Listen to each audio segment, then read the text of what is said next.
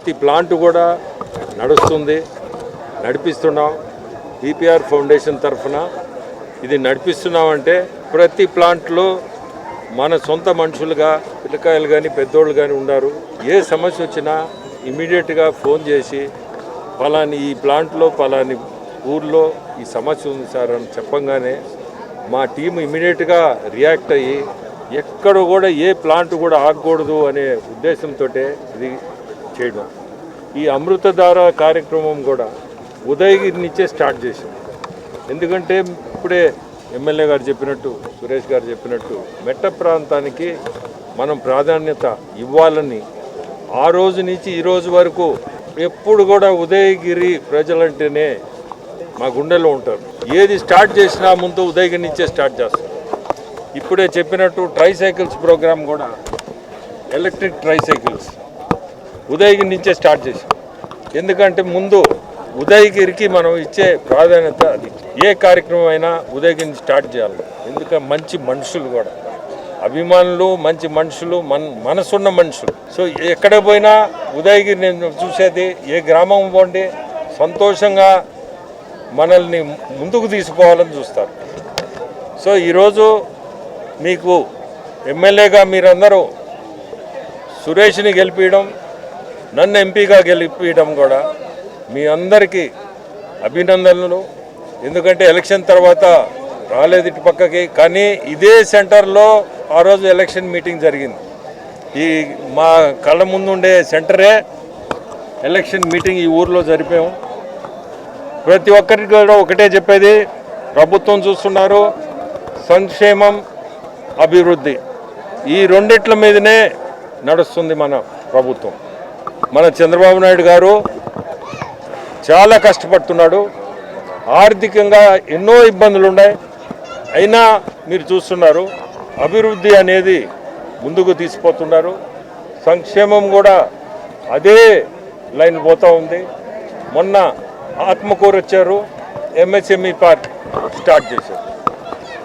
అట్టే ప్రతి కాన్స్టిట్యున్సీలు కూడా ఉదయగిరికి కూడా అదే ఎంఎస్ఎంఈ పార్క్ ఒకటి తప్పకుండా ల్యాండ్ ఒక 100 ఎకరాల్లో ఈ పార్కులు తయారు చేస్తున్నారు.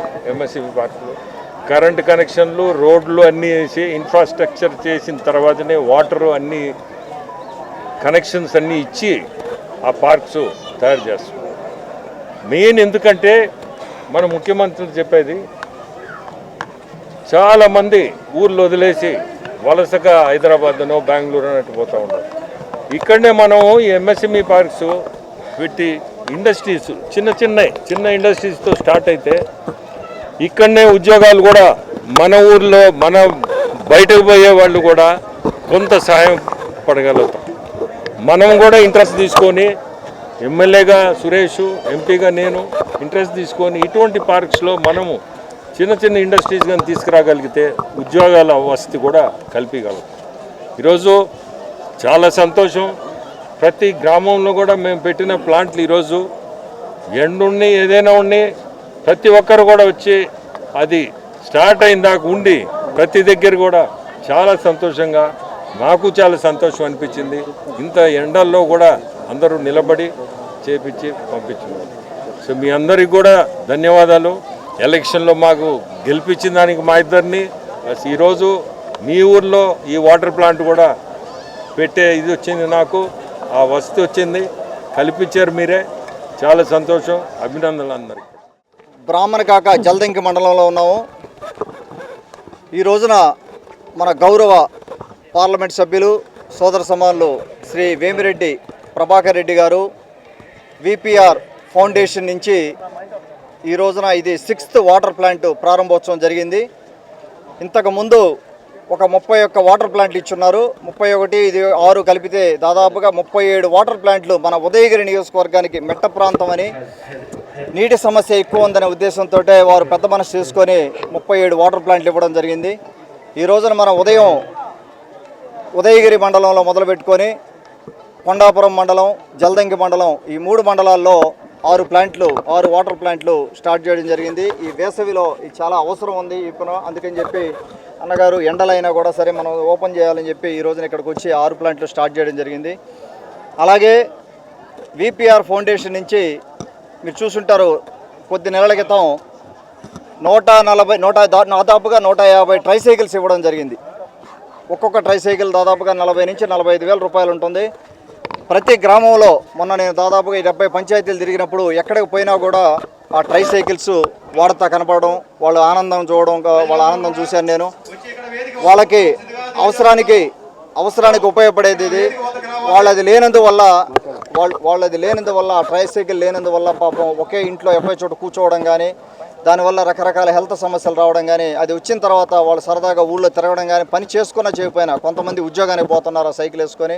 వారికి నాకు ప్రత్యేకంగా నా ధన్యవాదాలు, ఉదయగిరి నియోజకవర్గ ప్రజల తరపున ధన్యవాదాలు తెలుపుకుంటా ఉన్నాను. ఇంకా కూడా ఎంతమంది ట్రైసైకిల్స్ అడిగినా కూడా అన్నగారు వాళ్ళ పేర్లు రాసుకొని మళ్ళీ అందరికీ వచ్చే విధంగా చేస్తామని చెప్పారు.